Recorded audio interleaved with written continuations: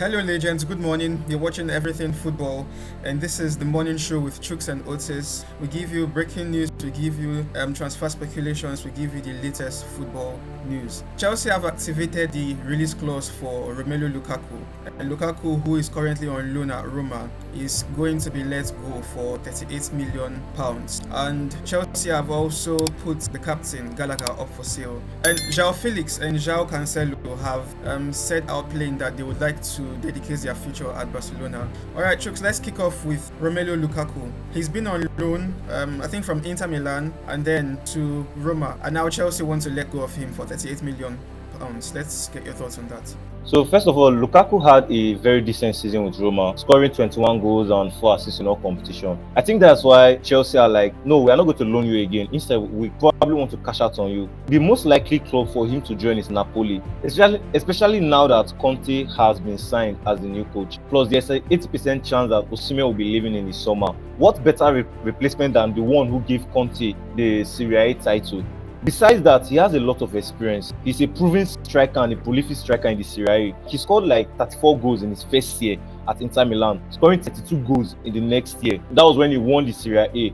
And he scored 14 goals in his loan spell back at Inter Milan last year. Yeah, and now he has scored 21 goals for Roma. He's worth every penny if Napoli goes for him. But there's a problem with this move because the fact that Napoli is not going to be playing in Europe next season, it may also affect his decision to come to Napoli. But I don't really see him moving to another club apart from Napoli. But Mourinho is also still asking Fenerbahce about Lukaku's situation. But apart from Napoli and Fenerbahce, I don't really see him going to another club. And the fact that Fenerbahce is also in the Champions League and he has worked with Mourinho both at Chelsea, at Roma and at Manchester United. I think he scored 47 goals for Mourinho in 109 appearances or so.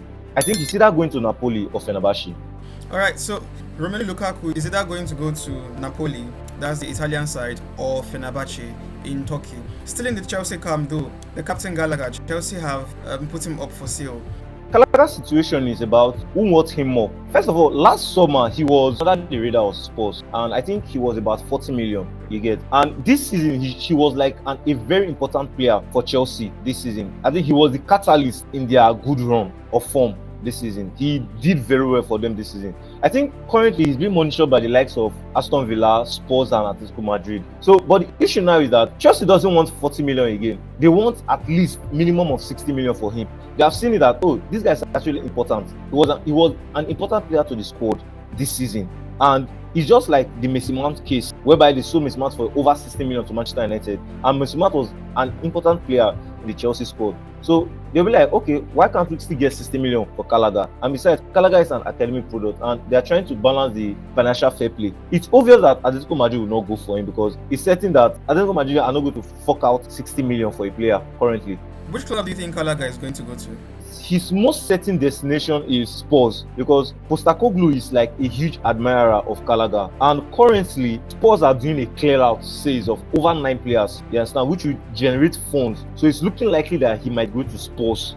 Chuks, let's move on to Spain. Barcelona, Joao Felix and Joao Cancello have committed their future to Barca.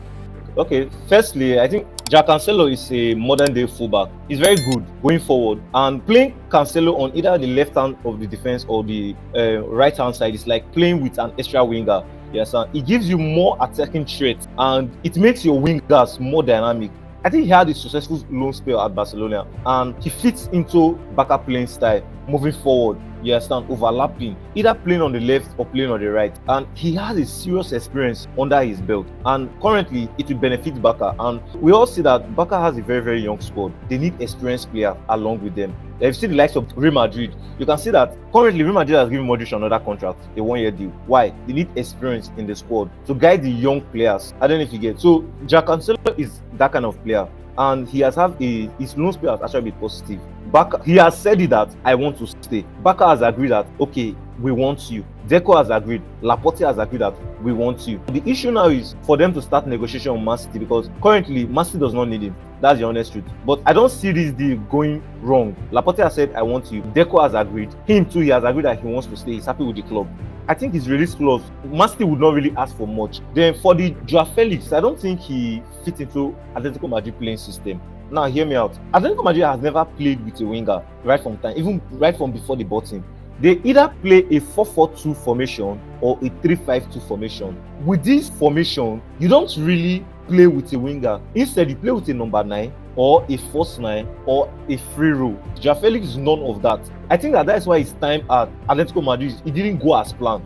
He's a full winger. You know, a winger that plays in a 4-3-3 formation. That is where he excelled when he was at Benfica before he was being signed. And playing at Barcelona now, he got his flair back. You can see that he's happy again and definitely he wants to stay. But now the issue is the price. Atletico Madrid bought him for over 120 million. Letting him go would be an issue. That's where the problem lies. Because I don't see Atletico Madrid letting that guy go for anything less than 60 million. That 60 million is more like, okay, let's just cut our losses. No worry, just go. Let's just cut our losses. Apart from this, I see him staying in Barca on permanent because Laporta has already agreed, Deco has already agreed that they want to keep him. Alright, Chuks, also in a very recent news, let's move on to the English camp. The Spurs midfielder James Maddison has been dropped from the England squad. What do you expect? Do you see who is in their midfield? In that number 10 row, they have the like of Kopama that did brilliantly, won the Young Player Award in the Premier League. Bellingham, who just won the Champions League.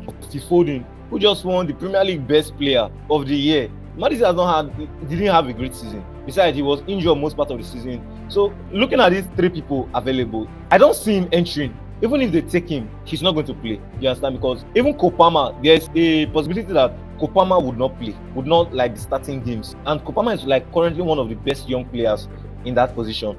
Dropping Maddison, I don't really think that is based on maybe sentiment. It's just based on the current form of the players. I think he was just unlucky. Besides, Southgate cannot carry that 3 people. He has to cut down his squad to 27, so he was just unlucky. Okay, James Maddison is just unfortunate not to be part of the English squad. Alright guys, that's it from us. Give this video a like. If you've still not subscribed to this channel, you're watching Everything Football, and this is the morning show with Chuks and Otis. Give this video a like, give it a thumbs up, leave us your comments, let's know your thoughts about the breaking news and latest happenings in football. Also subscribe to our channel. You're going to find the option on this part of our screen.